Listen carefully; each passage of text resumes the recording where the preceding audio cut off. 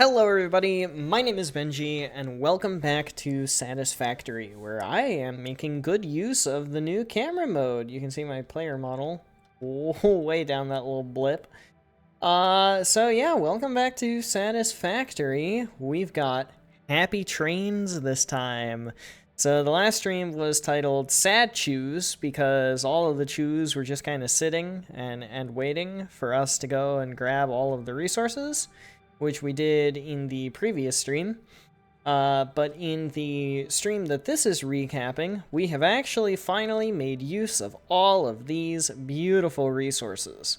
So quick little recap, we've got a copper and limestone station there, coal station off in the distance, 2 copper stations right here, a limestone and caterium station off in the distance, a water and quartz station way off in the distance. You can see the water versus the quartz. Nitrogen gas way off in that corner. You can actually see the extractor, which is kind of cool, the resource well pressurizer. And then the caterium node right there. And then we also have one water loading station over there, and a water node being piped over right there, as well as our aluminum station way up in the Red Hills. I'm actually kind of surprised it's rendering at all at this distance, right past our advanced aluminum facility. And we can't really see it because of the angles, but down in the Blue Crater Lake, we have our rubber and plastic, which is probably where this friend is off to. Rubber, plastic, and time crystals. We ran into a slight throughput issue for our train, so I had to redesign partially this little intersection here. That way there is no crossing of the lines whatsoever, which I am very, very much a fan of, actually.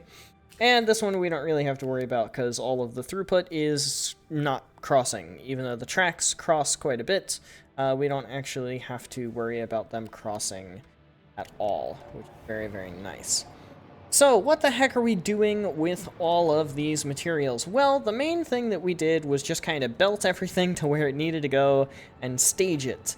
So lots and lots of planning and a little bit of math and one number that I caught at some point which was wrong.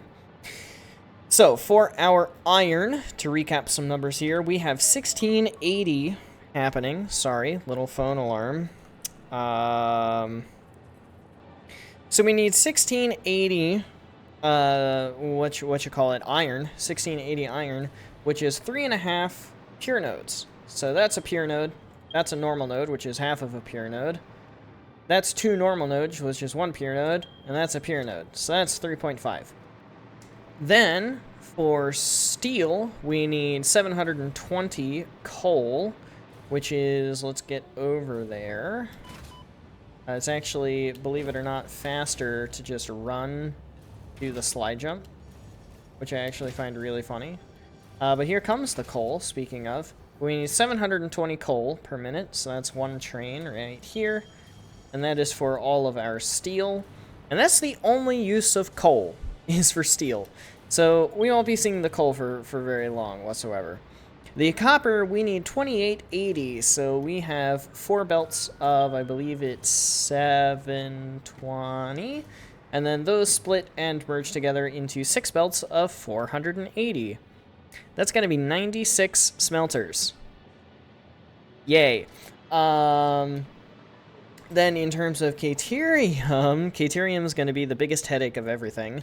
1920 per minute. Combines with 1920 water per minute. I'm sure we saw the water main pipeline coming through the center here. That's all for caterium, and then there's going to be a little bit left over.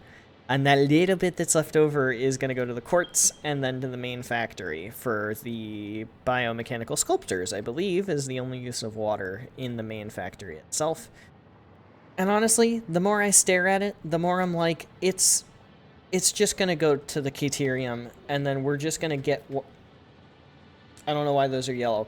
Then it's just going to get water from, like, here or something. I can't be bothered to do the ratios, so we'll see if that ends up being the thingy that happens with that. But for that, we need Let's do some more numbers here. Let's do some more numbers. For iron, 56 smelters. We've got 3 little zones marked off. You can kind of see the little zones and the little big billboards that we have placed there. So iron, iron, iron. We need 12 foundries in our very old, at this point, but very nostalgic steel blueprint from way back in like day 5 or 6 or something. For the steel, there's the SAM. We'll get to that number in a second. Fixite ingots and fixite trigons are going to go there. Copper, copper, copper, copper, copper, copper. Because we need 96 smelters for that. For the Caterium, we need 40 refineries at 200% clock speed. Because the recipe for the Caterium ingots... Nope, that's not what I wanted. Caterium ingot. The recipe that we're using is this one, the pure ingot. So 24 per minute. Reminder, we need 1920 per minute. 1,920. So yeah, that's wow, that's a lot of refineries. That's a lot of sippy drink. We don't like that. So this is the little staging area, and we'll figure out something to do with that. Obviously, the most massive, seconded only by the copper, and maybe limestone, which is going to be concrete, but we'll get there. Sam, we have 1440 per minute. We've got Kevin, Luis the Fifth, and Shrek. Copyright uninfringed version, hauling us all of our SAM from all across the map, 1440 per minute. We've got one SAM all the way over here, one SAM all the way over here, and one SAM all the way over here, which is fantastic. Now for, well, obviously there's only 8 of those guys. They're 150% overclocked so that they fit, but like that's not that big of a deal. It's fine. Kind of going to be the same thing there with the rest of everything. It's going to be 8 converters using half of the Caterium that we're making, actually, in those 8 converters. And then 8 more Constructors, probably back on top of this as another layer, is going to be our 360 fixite trigons, which are just going to go off to the next processing facility with the iron, the steel, most of the copper. Some of the copper is going to go to the copper powder. There's only going to be 4 Constructors for that. There's 200 of that per minute, by the way. I'm listing lots of numbers. Get over it. So that's going to be great. Limestone. Limestone's next. Look at our limestone. Look at the boys. They are going crazy, just like the copper is, except not quite as crazy. The limestone, we only need 2085, not 2880. So 2085 per minute is on these 4 belts here. 1560 of that limestone is going to be for the concrete, which is in all of those foundries on the back row. Then we've got our assemblers here for the rest of the limestone making cheap silica. Because silica is expensive. When we just do raw quartz, it's a 3 to 5, but it could be a 3 to 7. Notice, these are prime numbers. I hate prime numbers. 5 to 7. I hate prime numbers. It's great. So we need 6 assemblers at, I don't remember, 233.3 repeating %. So that's what we have right there. And then, of course, quartz crystals as well. 6 of these at 200%, 450 water, all of the quartz. Speaking of the quartz, there's the quartz, 1200 per minute. It's actually a little less than that, but it's 1200 per minute, basically. I think we actually left it alone over there, so that's what we need. We're great. We're doing awesome. So yeah, the next episode is really just going to be all about making blueprints that make this happen. So, for example, the copper. We need 96 smelters. We have 6 placements, so we need a smelting blueprint that is 16 smelters. Currently, I only have one that's 8, and it's only single stacked. Not very good, not very demure. We want to make use of the vertical mergers and vertical splitters, kind of like we did in this one. This absolute behemoth. We want to do this again, but with smelters this time. That way we can do that 6 times for these guys, twice, and then a little bit more for the iron, then have the steel, then do the other thing there. We also want to design something that's a little more stackable for our refineries, because we need 40 of the guys, and currently for the refinery blueprint that we have, is only 2 of them. And that would benefit greatly from having 4 with perfect splitting. That way I can just hook them all in together with perfect splitting, or at the very least near perfect splitting and perfect merging. And then deal with the water as the water is seen fit. That's just kind of something that's going to have to be piecemeal, so that's not going to be that big of a deal. For the quartz, I mean, we can just use the blueprint that we already have. For the limestone and concrete, we need 14 refineries, which is not really a multiple of 4, but that's okay. I'll just trim a few and kind of deal with it from there. So that's fine. And then, of course, the copper powder is just 4 constructors. I think I can handle placing 4 constructors by hand with no blueprint. I'm not that crazy. I'm only a little bit crazy. So all that said and done, the last things that are coming in that haven't actually been used yet are the aluminum ingots, rubber, plastic, time crystals, and nitrogen gas, which are all 5 collected right here. Those 5 are going to end up worming their way over and across a little gap here at some point in time when I figure out where the heck the next edge of the processing is going to be. And I really think the next edge of the processing is probably just going to be straight that way. Have a little bit of a gap in between. I believe this is a gap of 10, so we'll probably do that again and just have another gap of 10 between the 2 here, just like that. And then we'll just continue off in that direction for as long as it takes. And right down the center, where we've got this little bit of this 3 foundation wide center, we're going to have a big old chunk of big old belts. And those belts are going to be carrying the following things: iron ingots, steel ingots, copper ingots, copper powder, yttrium ingots, concrete, silica, quartz crystals, fixite trigons, time crystals, rubber, plastic, aluminum ingots, nitrogen gas, and water. Oh, and I really don't care about the numbers for those right now. There's a lot of numbers. We'll get to the numbers. It's not that big of a deal. I've got a whole plan. But essentially, the way that is going to end up going is we're going to have this central corridor of belts. And I'll just come over here to where there already is a central corridor of belts with multiple items on it. We're going to have the central corridor of belts. And you can imagine a bunch of stuff on one line stacked high up into the sky, and a bunch of stuff on another line stacked high up into the sky. Then, at certain points, we're going to break off materials. And those raw materials that we break off are going to be stuff like steel, iron, copper, etc. All of these raw materials. We're going to break them off, we're going to split them down the side, and then we're going to put a bunch of machines along the side. So you can imagine here, we've got this splitter, it's splitting off of the main line, we've got this branch coming off of the main line, and then we've got like a constructor, and then we've got an assembler, and we've got another item that's getting split off of the main line, and it's 1 tier up. So now all of a sudden we've got, oh look, there's steel, we make steel pipes. There's steel and something else, bad example, we put them in an assembler to make modular frames. You know, something along those lines.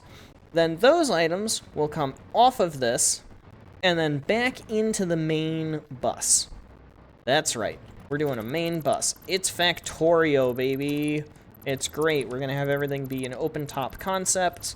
No roofs, no walls, no nothing. Just full open top, maybe some fences so that we don't fall off when we don't mean to.